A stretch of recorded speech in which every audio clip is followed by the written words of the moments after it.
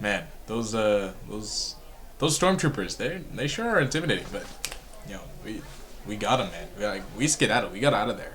But they couldn't chase. Even if they did chase us, which they're not gonna do, that's your guys' job. That has nothing to do with me. That's not my responsibility. That's all you guys. Did you hear something?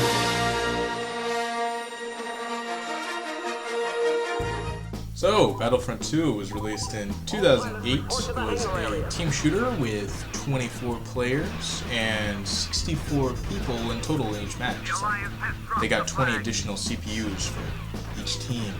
And it is a feat of gameplay design architecture. Alright, the level of ludonarrative harmony they were able to cram into this 2008 game with less than 10 gigabytes is something that surpasses most modern multiplayer games, let alone single-player games.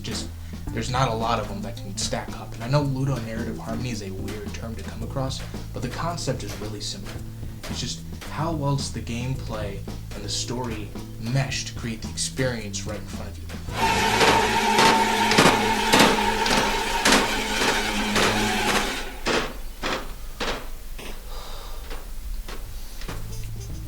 Think of Star Wars kind of like this. It's not really just about sci-fi, it's also kind of a pirate movie. When it comes to the combat between the two factions, it's usually they have two big ships.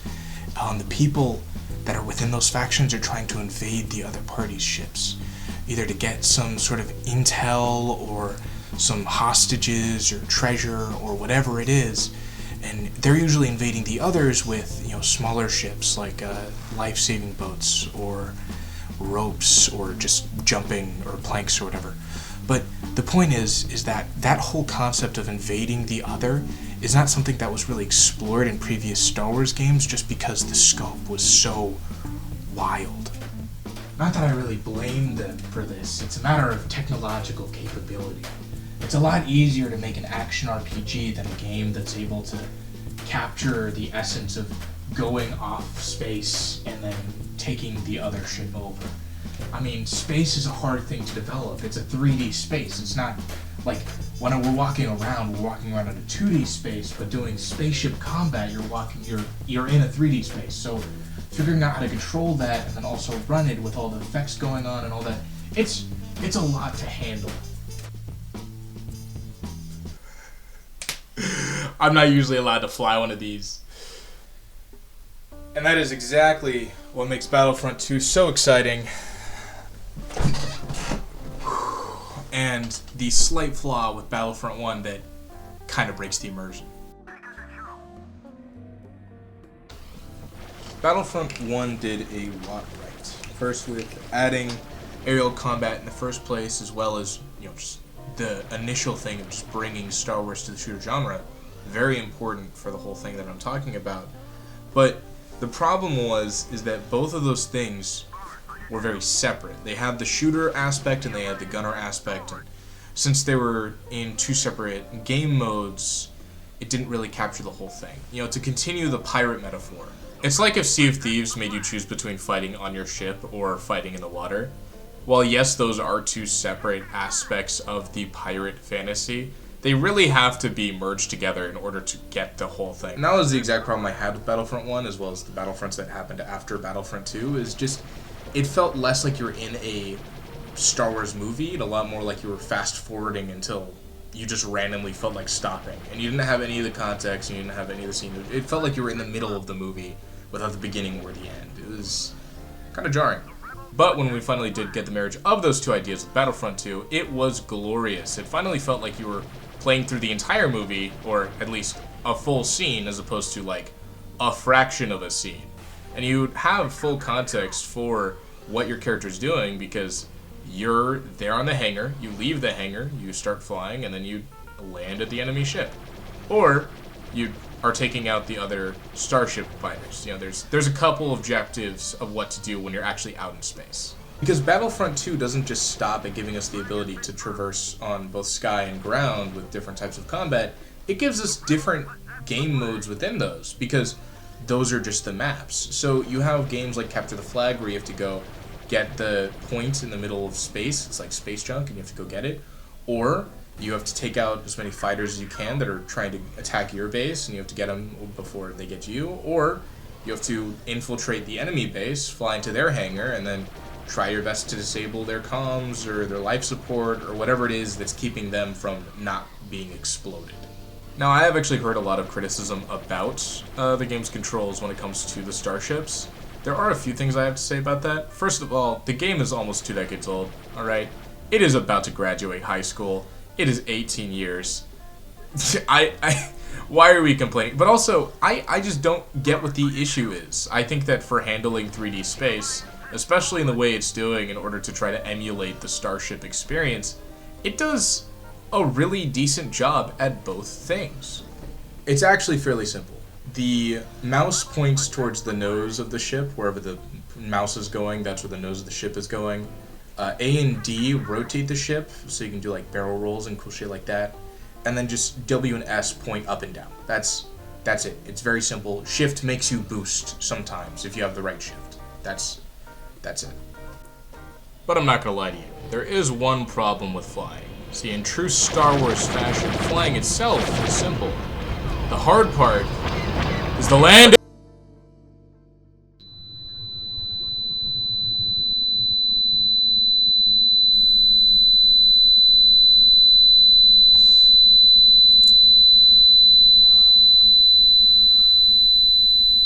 Officer Jenkins, you come in. Officer Jenkins. Officer Jenkins, do you copy? Officer Jenkins, wake up.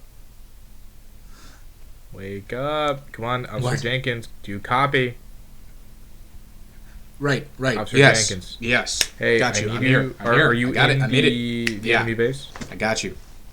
Okay. Yeah. I need you to Yeah. sneak This- in. Hold on. I got you. Let I me got you. finish. I need you to sneak in.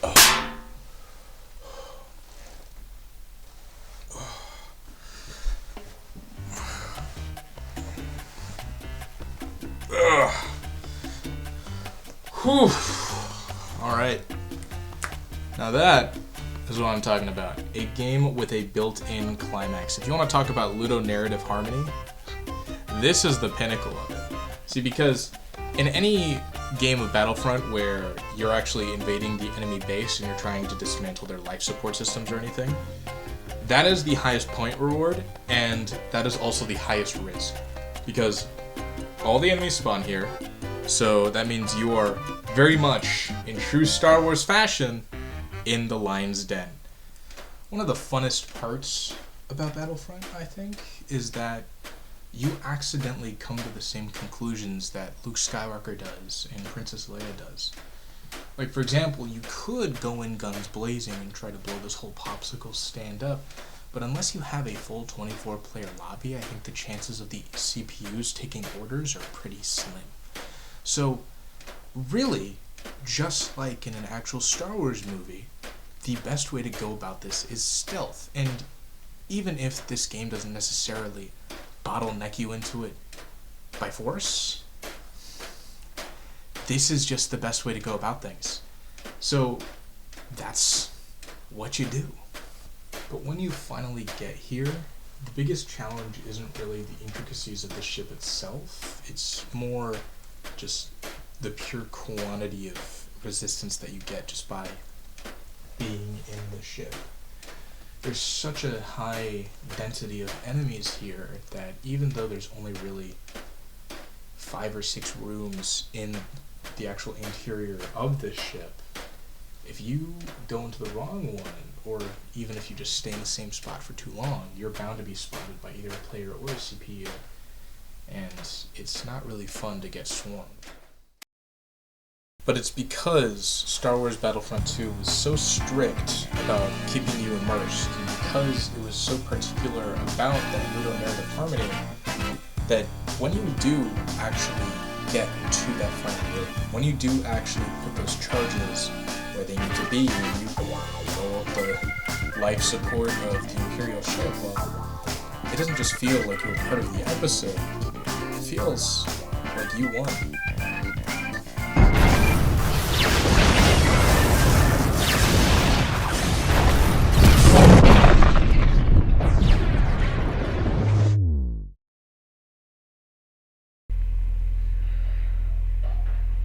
I'm so sorry. I did not expect this video to take as long as it did. I really did record it way back in Wednesday, but I've never worked with a green screen before, so I didn't know what it actually took in order to make something look good.